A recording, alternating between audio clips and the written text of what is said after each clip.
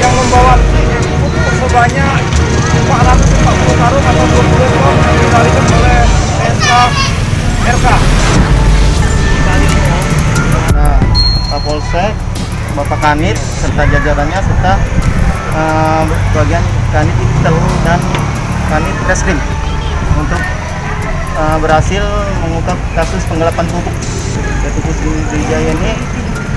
Dari PT Poso itu terima kasih banyak. Pak, jenis pupuk apa nih? Urea. Paling kita terus pantau kendaraan ini. Kita 24 jam pantau, tempat kita segala macam kita pantau, ya terlacak, dan supir juga harus kita bekali dalam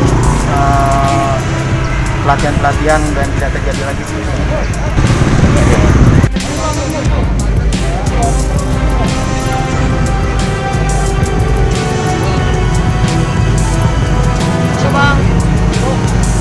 Belum nih.